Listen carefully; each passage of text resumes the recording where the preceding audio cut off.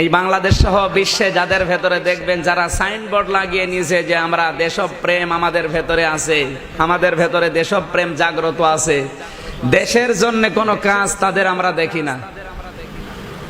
দেশপ্রেম এই শব্দটা সাইনবোর্ড শরীরে ঝুলিয়ে কোটি কোটি টাকা বাইরের দেশে পাচার করে।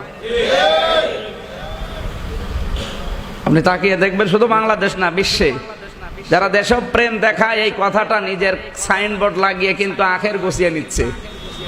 তাদের টাকার অভাব নেই, গাড়ি বাড়ির অভাব নেই, এমনকি এই দেশে টাকা রাখার জায়গা নেই, সুইস ব্যাংকে রেখে আসে। এর নাম কি দেশপ্রেম? না।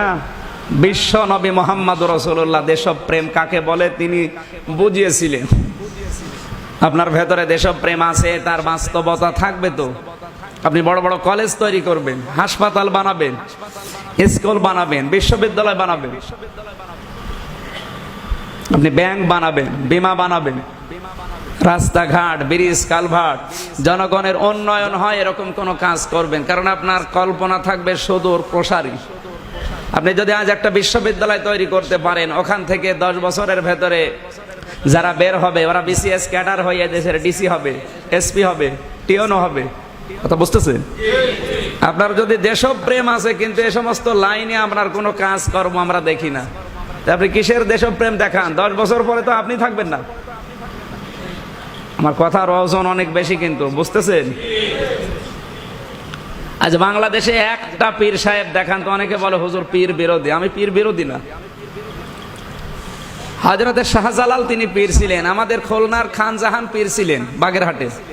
তারা পীর ছিলেন কি করে? তারা বড় বড় দিঘি কেটেছিলেন, পুকুর খনন করেছিলেন, টিউবওয়েল পুঁতেছিলেন, রাস্তা বানিয়েছিলেন।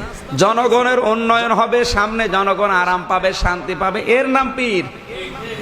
আর আপনি এমন পীর লঞ্চের ব্যবসা করে, ঢাকায় সুপার মার্কেট, টাকার কোনো অভাব নেই। এই দেশে এমনও পীর আছে ও যা খায় আপনি জীবনে চোখেও দেখেন। আমি পীর বিরোধী না। পীর শব্দটা যা ওইটা আসলে নেই। পীর মানে শিক্ষক, পীর মানে ওস্তাদ, পীর মানে মুআল্লিম, পীর মানে ফাসআলু আহলা যিকরি ইন কুনতুম লা তা'লামুন। কোরআনে আমার আল্লাহ এমন কোন বিষয় দেয়নি যা দুনিয়ায় আপনি জিজ্ঞাসা করলে পাবেন না। এখন যদি বলেন এই যে রুটি বানাবো, রুটি বানাতে কি কি লাগবে, কতটুকু পানি লাগবে, কতটুকু আটা লাগবে, এইটা কি কোরআনে আছে? বলছেন না। হ্যাঁ আছে। এই যে ফাসালু আহলা যিকরি ইন কুনতুম লা তা'লামুন, তোমরা যেটা জানো না, যারা জানে তাদের কাছে জেনে নাও। তো রুটি যে বানাতে জানে তার কাছে জেনে নেবে। এমন কোন বিষয় নেই কোরআনে আপনি পাবেন না, প্রত্যেকটা জিনিস আছে। হয়তো আমাদের সভ্যতার বিকাশ হয়নি, এই জন্য ওই জিনিসটা আমরা এখনো পাইনি। যে রুটি বানাতে জানে, যে পারদর্শী, তার কাছে জিজ্ঞাসা করলে বলে দেবে না যে 1 কেজি আটার ভেতরে কতটুকু পানি দেওয়া লাগবে? তো কোরআনে নেই মানে? হয়তো ডাইরেক্ট নেই যে এতটুকু আটা এতটুকু পানি, কিন্তু ইনডাইরেক্ট আছে, যে জানে তার কাছে জেনে নেবেন। এই তো আপনার জানা হয়ে গেল। তাহলে পীর মানে কিন্তু শিক্ষক। আপনি শিক্ষক হিসাবে যদি পীর ধরেন 100 ভাগ আপনাকে আমি বলবো চলেন। আপনি যেটা জানেন না, যে জানে কোরআন হাদিস, তার কাছে জেনে নেবেন। এটার নাম কি বলেন না কেন? কিন্তু আপনি হাদিয়া তৌফা দিয়ে তাকে খুশি করবেন। আল্লাহর কসম এই মসজিদে বসে বলছি, কোন পীরকে আপনি হাদিয়া দিয়ে খুশি করতে পারবেন না। কারণ আপনি যদি মনে করেন একটা শাল চাদর দেব আল্লাহর ওলিকে, আপনার চাইতে বড় মুরিদ ধরে বড় চাদর দিয়ে গেছে। যদি বলেন আমি 10,000 টাকা হাদিয়া দিয়ে হুজুর আমার উপরে খুশি, জীবনও হবে না। কারণ তার আগের রাতে ওরে 50,000 টাকা আর এক মুরিদ দিয়ে গেছে। যে 50,000 আগের রাতে পেয়েছে, 10,000 তো মনে হবে। এই জন্য পৃথিবীর কোন মানুষকে সে পীর বলেন আর সে যাই বলেন, আপনি হাদিয়া তওফা দিয়ে খুশি করতে পারবেন না। আপনি যেতে পারেন তার কাছে শিক্ষক হিসাবে, যে আমি জানি না এই বিষয়টা, যে যাকাত কাকে কাকে দেওয়া লাগে আমি জানি না, আপনি কোরআন দিয়ে হাদিস দিয়ে আমার জানিয়ে দেন যে কোথায় কোথায় যাকাত দেব। কথা বুঝতেছেন? আমি নামাজ জানি না, আমার শিখিয়ে দেন যে আমি নামাজ কিভাবে পড়বো। আমি স্ত্রীকে পর্দা কিভাবে করতে হয়, কার কার সাথে পর্দা করার নিয়ম আমি জানি না, আপনি আমারে বলে দেন যে কার কার সাথে আমার স্ত্রীর পর্দা করা লাগবে। এগুলো জেনে নেওয়ার নাম কি? আপনি বলেন তো বাংলাদেশে একটা পীরও কি এই অর্থে আছে? নেই। তাহলে এমনি বিরোধিতা করি না, শুধু হাদিয়া তওফা ছাড়া কিচ্ছু নেই। অথচ আল্লাহ দান সাদগা হাদিয়া তওফা আপনি কোথায় দেবেন? সিরিয়াল কিন্তু কোরআনে ১৫০০ বছর আগে দিয়ে দিয়েছে। আমি এর আগে বলি না যে কাকে প্রথম দেবেন। আপনার জীবনের প্রথম ইনকামের টাকা, প্রথম বেতনের টাকা মাকে দেবেন। ফালিল ওয়ালিদাইনি ওয়াল আকরাবিন ওয়াল ইয়াতামা ওয়াল মাসাকিন ওয়াবনাস সাবিল ওমা তাফআলু মিন খায়রিন ফাইন্নাল্লাহা বিহি আলিম। সূরা বাকারা 215 নম্বর আয়াত। আল্লাহ বলেন জীবনের প্রথম টাকা আগে মায়ের জন্য খরচ করবি, এরপরে বাবার জন্য, এরপরে স্ত্রীর জন্য, এরপরে আস্তে আস্তে সিরিয়াল হিসাবে আরো অনেকের নাম আছে। এখানে প্রথমে বাবা, এরপরে মা, এরপরে প্রথমে মা, এরপরে বাবা, এরপরে স্ত্রী, এরপরে সন্তান, সন্তানের পরে আছে ভাই বোন প্রতিবেশী, এরপরে গ্রামের লোক, এরপরে আপনি যাবেন সিলেটে। আর আপনি একবারে ঢাকা থেকে চলে যাচ্ছেন মা বাবা ভাই স্ত্রী ছেলে মেয়ে ভাই বোন আশপাশের লোক বাদ দিয়ে একেবারে চলে যাচ্ছেন কোথায়? সিলেটে, সে চট্টগ্রামে। আমি এই লাইনের নাম মরে গেল আর বলবো না, খুব ঝামেলায় আছি। এরা মনে করো হুজুর মানে আমারে বল, আমি মরে গেলেও এই পাশের এই বিভাগের নাম বলবেন। ও যেখানে যাই যাক, আপনি অন্তত সিলেটে যাবেন না। সিলেটে যাবেন না, সিলেটে চট্টগ্রামে এদিকে জীবনেও যাবেন না। আগে সিরিয়াল গুলো শেষ করে তারপরে যাবেন। আর খুব বেশি হলেও দরকার হয় খুলনায় যাবেন, ওর পাশের বিভাগের নাম আমি বলতে পারবো না। থাক, ওরা যা করে করুক, আমি ওই বিভাগের নাম বলতে চাই না। আপনি কোথায় যাবেন না? সিলেট। না না, ও বিভাগের নাম সিলেটে আপনি যাবেন না আশা করছি। প্রথম সিরিয়াল কার নাম? আরো জোরে। এরপরে বাবা, এরপরে স্ত্রী। আমি আজকে 81টা পয়েন্ট লিখেছি আসার সময়, 81টা। স্ত্রীকে অনেকে জিনিসপত্র কিনে দিতে চায় না। আমার এই ছোট নজরে যদি 81টা ধরা পড়ে, যারা বউকে আধুনিক ভাবে সাজায় ওদের তো 200টা লাগবে। আপনি যদি এতগুলো জিনিস স্ত্রীকে সাজগজ করার জন্য কিনে দেন, মনে করবেন আল্লাহ রাস্তা দান করলাম। কারণ এই সিরিয়াল দিয়েছে কে?